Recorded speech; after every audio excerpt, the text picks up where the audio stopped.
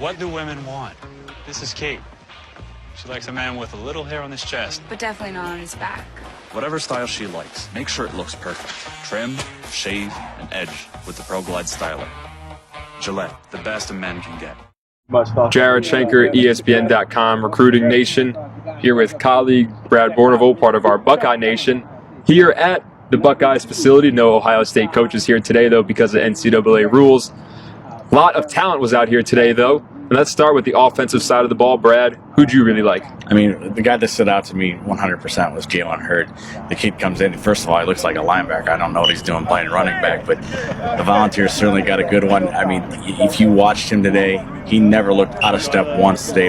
For my money, I thought he was the best offensive player here. And it's funny you mentioned he looked like a linebacker. When they were doing running back linebacker drills, one linebacker, we'll leave his name out, thought he could muscle up Jalen Hurd. Jalen ran him over, ran another 5 yards, and then caught a touchdown.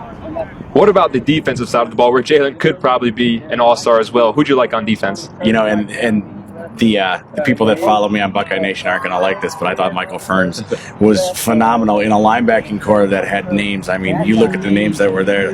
Dante Booker was there. Kyle Berger was there. There were some really big names at this thing, but he stood out. Everything he did was crisp.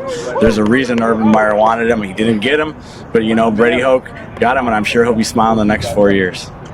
And then let's talk about an underclassman that has offers from both schools already, and that's Sterling Jenkins, possibly the top 2015 player in the state of Pennsylvania. What do you really like about Sterling, watching him along the offensive line? You know, he never once got intimidated. I mean, Deshaun Hand is sitting there going at him. Dylan Thompson, another kid that's got it, you know, he's going to Ohio State next year. All these big names are coming at him. He never once backed down. He stood his ground. He was phenomenal, especially in that one-on-one with the defensive line, which is a defensive drill 100%. And, I mean, most of the time he wasn't giving up the sack. He looked phenomenal today.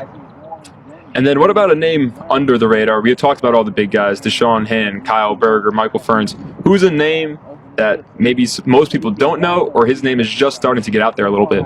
I liked Andrew Dowell a lot from Lakewood St. Edward, Ohio here. He actually went to Penn State yesterday on an unofficial visit. Linebacker, we were watching the drill today. He laid somebody out, and I mean, it was, you heard it from over on the other field. He's going to be a big name. You watch. He's getting a lot of interest now, but there'll be offers real soon. Absolutely. Both Andrew and his twin brother, Dave, will be hearing from a lot of schools, and they'll be getting their fair share of offers. For Brad Bourneval, this is Jared Schenker, ESPN.com.